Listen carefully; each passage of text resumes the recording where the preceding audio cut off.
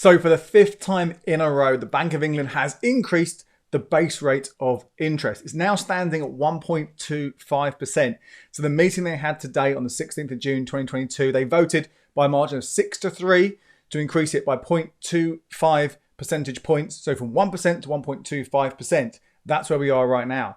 Interestingly, the other three who didn't vote for that, they voted for a larger increase. They wanted to go up to 1.5%. And they probably imagine the same people who last time they won 6 weeks ago, they wanted to increase it from 0.75 to 1.25%. So there are three people there who are very keen to increase rates faster. The majority going on a slowly approach. But that's where we are right now. And I'm going to take you through some of the other things from the meeting today, what they said and what that means for us in terms of our savings, our mortgages and other borrowing. Let's just stick very quickly with what else the Bank of England said in their minutes. They anticipate that inflation will go maybe perhaps to 11% this year around the autumn time, and this will be coinciding with the next energy price cap increase. We know there's been lots of sort of kind of predictions already because we're halfway through that period where they kind of used to estimate how much the price cap will increase in October. In fact, more than halfway, I think. We think that's going to go up quite a bit again, quite high again, more increases. Although, if you haven't already checked out my video where I take you through the measures coming through from the government to kind of help deal with some of that, £400 taken off everyone's energy bills over a 6-month period. Anyway, move on from there. That is going to be the big driver from that inflation going up to potentially around 11% in the autumn. We're already at 9%, which is huge, absolutely massive.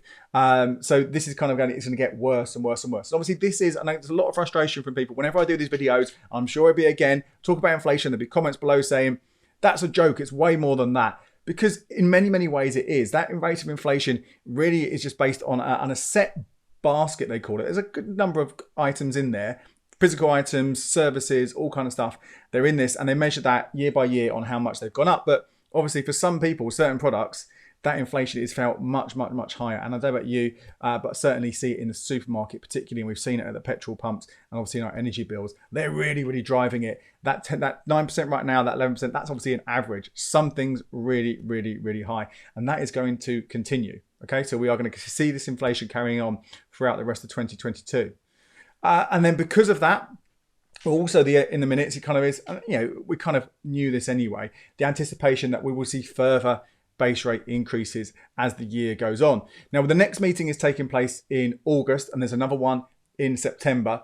And what the minutes say is they say that in September, if the forward motion of things like inflation and the kind of economic performance of the UK, if they don't improve or if they get worse, that could be a reason to see that 0.5 percentage point increase next time, or potentially even more. Who knows? Because it's like a larger increase. So the moment they're going softly, increasing it by 0.25%, 0.25%, sorry, percentage points. There is a technical difference there. So yeah, a very important one. But going those gradual increases, maybe it'd be a bigger one in September. Obviously, we don't know. Things can change all the time, but I obviously will do another update video as soon as that happens in August, see what happens there, and again in September, and the ones throughout the rest of the year. So that's where we are. We have increased from 1% to 1.25% on the base rate of interest, and inflation coming in at 9% announced just a few weeks ago, expected to peak at 11% around kind of October time. So what does this mean for you and me, right? Well, I find with these videos, there is a danger that I'm going to be repeating myself every single time. So I won't talk about it too much on those things. I'll do it very briefly. If you want to watch last month's update, that has a bit more information. But let's quickly talk about savings. Will this extra increase come down to the accounts where we have our money right now? And my answer to that is possibly, probably, but maybe not all of it. Banks don't have to pass this all on. And if we look at the increases that we've had since December, of 2021, the first one of those increases, those last 5 increases, the rates are being given in smaller parts by some banks on some accounts. So you might see a big announcement, hey, we're increasing rates, we're increasing the interest rates over here, but it might not be as unlikely as the full 1.15% increase that we've seen since November. Since December. There'd be bit by bit. So a really good example here is Marcus. Popular account, used to be market leading. Now it's kind of often near the top, not at the top, but near the top. When they added an extra 0.15% to their accounts, bringing it up to 1.3% recently, that obviously wasn't the full 0.25% last time. So let's say they do the same thing. Maybe right now they're at 1.3%. Let's say they put 1.15 again on top of that. It brings it up to 1.45. That's still below the current best buys from Virgin Money, 1.56%, and also Chase at 1.5%.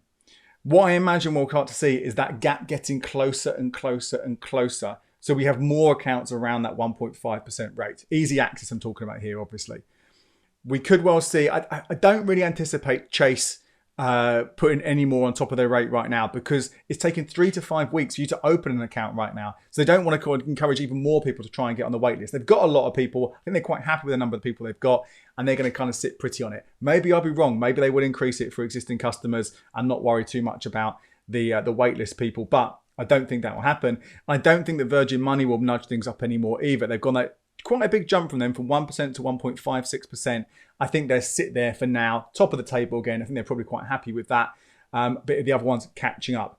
You never know. There could be another bank that does a kind of what Virgin did earlier this year and what Chase did a couple of months ago, and give that market leading rate as a kind of marketing tool and put more money from their kind of advertising budget into it to bring people in. You might see that, but I think we're going to be everyone catching up to 1.5%. Maybe we'll get 1.6% somewhere, but I don't see us suddenly jumping from 1.56% to 1.8%, at least not in the next few weeks, next month or so. You might see increases though on regular savers. I hope we do see that. We have seen more movement there as this year's gone on, as rates have gone up. Best ones right now, 3.5% from First Direct, 3.3% from NatWest and RBS, and then 2.5% from Santander and Nationwide.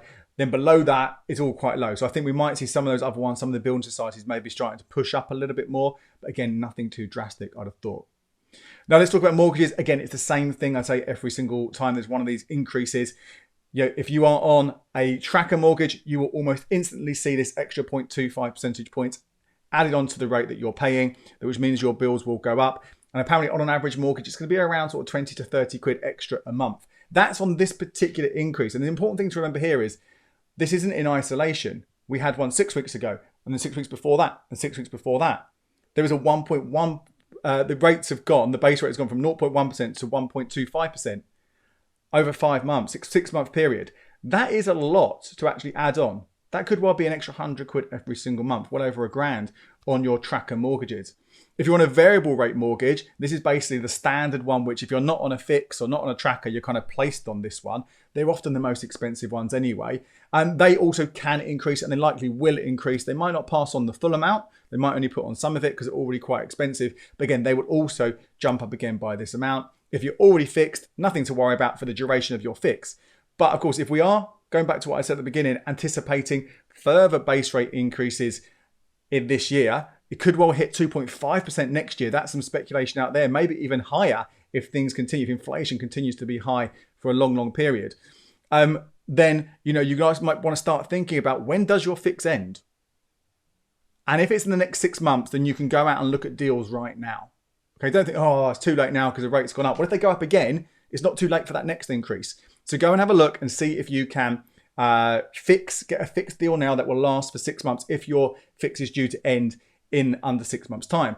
If it's going to end later than that, then you might want to have a look and do a little bit of maths and just work out whether the exit fees that will likely be associated with you ending a fix early and in anticipation of some increases again, no guarantee these increases will happen, but you want to add up whether paying an exit fee will be worth it for potentially what your savings would be if rates do jump up massively again. If we do see a 0.5 percentage point increase in the autumn, or maybe a full percentage point by the spring of next year.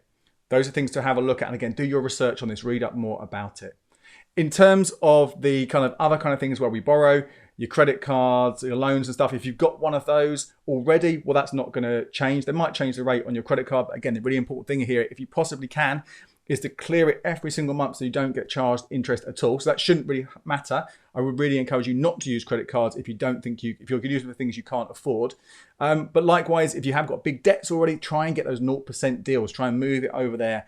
Again, those rates probably as they are, but if they did increase, obviously it would get even more expensive. So you want to kind of get a 0% deal to try and get rid of that debt as soon as you can. And elsewhere, we might see now loans going up in price for new loans. The cost of them getting more expensive as well in reflection of this. I'd love to know what impact you think this base rate increase is going to have on you. Let me know in the comments below. And if you think this is useful, please share it with some friends. My name is Andy Webb. Thank you so much for watching. Here are more videos to help you with your finances.